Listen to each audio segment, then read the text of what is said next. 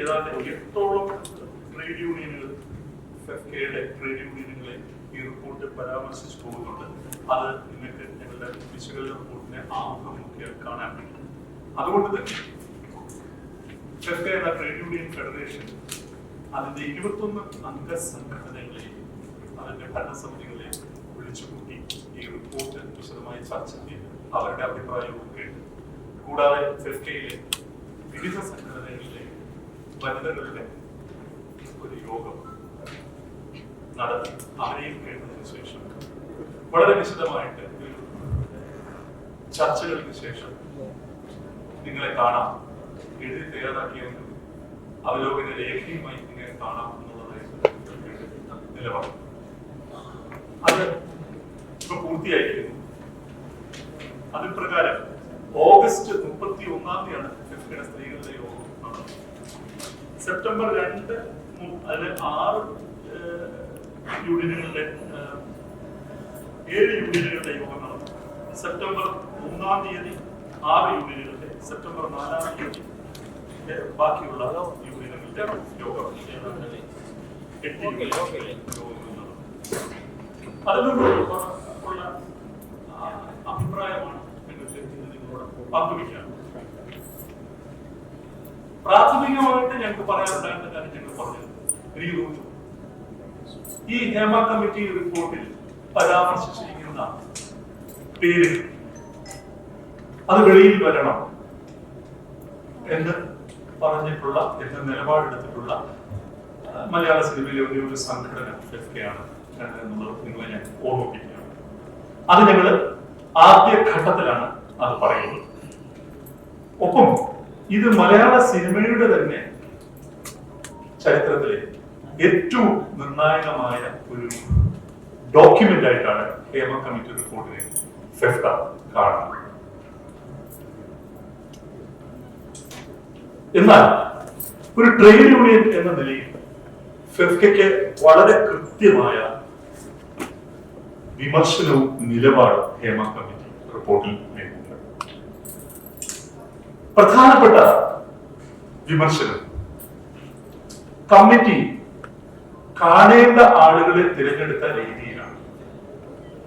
അതായത് കമ്മിറ്റിയുടെ റിപ്പോർട്ടിൽ പറയുന്നുണ്ട്, കമ്മിറ്റി ഇവിടെ പ്രവർത്തനം ആരംഭിക്കുന്നതിന് മുമ്പ് ഒരു പത്രപരസ്യം കൊടുത്തിരുന്നു. കമ്മിറ്റിക്ക് മുമ്പ് ആർക്ക് വേണമെങ്കിലും ഹാജരായി സ്റ്റേറ്റ്മെന്റ് കൊടുക്കാം എന്നുള്ളത്. പക്ഷെ നിങ്ങൾക്കറിയാം, അങ്ങനെ ഒരു പത്രപരസ്യം ശ്രദ്ധിക്കപ്പെടാനുള്ള സാധ്യത വളരെ കുറവാണ്. ശ്രദ്ധിച്ചാൽ തന്നെ പ്രേരണയില്ലാതെ ആളുകൾ പോവാനുള്ള സാധ്യത കുറവാണ്.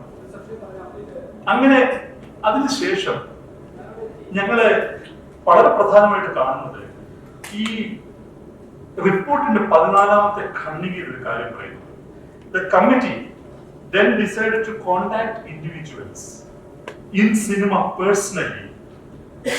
അവരുടെ ഈ അഡ്രസ് എല്ലാം കളക്ട് ചെയ്തുകൊണ്ട് of both men and women in cinema whom we propose to meet,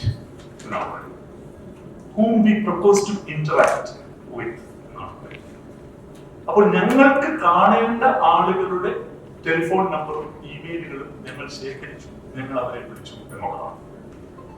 അപ്പൊ ഈ ഞങ്ങൾക്ക് കാണേണ്ട ആളുകൾ ഇന്ന ആളുകളാണ്, ഇത്ര പേരേ ഉള്ളൂ മലയാള സിനിമയിൽ നിന്നുള്ള ഏത് അടിസ്ഥാനത്തിലാണ് ഈ കമ്മിറ്റി ആ തെരഞ്ഞെടുപ്പ് നടത്തിയത്? ആ തെരഞ്ഞെടുപ്പിൽ എന്തുകൊണ്ട് ഫെഫ്കയിലെ അംഗസംഘടനകളുടെ ജനറൽ സെക്രട്ടറിമാർ പോലും ഉണ്ടായില്ല? മലയാളത്തിലെ ഏറ്റവും വലിയ ട്രേഡ് യൂണിയൻ ഫെഡറേഷൻ 8000 പേര് പ്രവർത്തിക്കുന്നുണ്ട്. ഇപ്പോൾ അന്ന് എനിക്ക് തോന്നുന്നു 5000 ശിഷ്ടം ആളുകളാണ് ഫെഫ്കയിൽ പ്രവർത്തിച്ചിരുന്നത്. 700 സ്ത്രീകൾ പ്രവർത്തിക്കുന്ന സംഘടനയാണ് ഫെഫ്ക. എന്തുകൊണ്ട് ഈ തെരഞ്ഞെടുക്കപ്പെട്ടവരെ ഞങ്ങൾ ഒഴിവാക്കുന്നു? അതിനുശേഷം അവിടെ പറയുന്നത് ടേംസ് ഓഫ് റെഫറൻസിലെ ഒരു ഇമെയിലായിട്ട്, ഒരു ക്വസ്റ്റ്യനർ ആയിട്ട് മാറ്റുകയും ആ ക്വസ്റ്റ്യനർ WCC അംഗങ്ങൾക്ക് അയച്ചു കൊടുക്കുകയും ചെയ്യുന്നു. അതായത് ടേംസ് ഓഫ് റെഫറൻസിൽ ക്വസ്റ്റ്യനർ ആക്കി മാറ്റി, എന്നിട്ട് ആ ക്വസ്റ്റ്യനർ WCC അംഗങ്ങൾക്ക് അയച്ചു കൊടുത്തു. 12ാം പേജിൽ ഉണ്ടാവും ഹേമ കമ്മിറ്റി റിപ്പോർട്ട്. ഇതേ രീതിശാസ്ത്രം എന്തുകൊണ്ട് ഞങ്ങളുടെ കാര്യത്തിലുണ്ടായില്ല? ഈ ക്വസ്റ്റ്യനുകൾ ഞങ്ങൾക്ക് അയച്ചു തരാം. ഞങ്ങളുടെ 21 സംഘടനകൾക്ക് ഞങ്ങൾ അയച്ചു കൊടുക്കും. അവരുടെ അഭിപ്രായം ഞങ്ങൾ എഴുതി തന്നെ കമ്മിറ്റിക്ക് കൊടുത്തേ. WCC ചെയ്തതുകൊണ്ട് എന്തുകൊണ്ട് ഞങ്ങൾ ഒഴിവാക്കപ്പെട്ടു? എന്തുകൊണ്ട് മലയാളത്തിലെ നിർമ്മാതാക്കളുടെ സംഘടന ഒഴിവാക്കപ്പെട്ടു? എന്തുകൊണ്ട് മലയാളത്തിലെ ആക്ടേഴ്സിന്റെ സംഘടന ഒഴിവാക്കപ്പെട്ടു? എന്തുകൊണ്ടാണ് ഒരു ക്വസ്റ്റ്യനർ ഇമെയിൽ ചെയ്യാന്ന് പറഞ്ഞാൽ വളരെ നിസ്സാരമായ ഒരു പ്രൊസീജിയർ ഞങ്ങളുടെ കാര്യത്തിൽ സംഭവിക്കാതിരുന്നത്? ഇനി അടുത്തൊന്ന് നോക്കൂ. സി എന്ന് പറയുന്ന ക്ലോസിൽ പറയുന്നുണ്ട്, 2 group meetings were held with the members of WCC who responded to the questionnaire belonging to different categories of women in cinema. Hema committee group meeting നടത്തിയെന്നാണ് പറയുന്നത് WCC അംഗങ്ങൾക്ക്. ഈ ഗ്രൂപ്പ് മീറ്റിംഗിൽ നിന്ന് ഞങ്ങളുടെ WCC അംഗങ്ങളല്ലാത്ത സ്ത്രീകൾ എങ്ങനെ ഒഴിവാക്കപ്പെട്ടു? എന്താണ് അതിന്റെ മാനദണ്ഡം? ആക്ടേഴ്സ് അസോസിയേഷനിൽ പ്രവർത്തിക്കുന്ന, അമ്മയിൽ പ്രവർത്തിക്കുന്ന സ്ത്രീകൾ എങ്ങനെ ഒഴിവാക്കപ്പെട്ടു? അപ്പൊ ഒരു കൃത്യമായ ഒരു റൂൾ ഓഫ് എക്സ്ക്ലൂഷൻ, ഒഴിവാക്കൽ ഇതിനകത്ത് പ്രവർത്തിച്ചിട്ടുണ്ട് എന്നുള്ളത് പറയാതെ.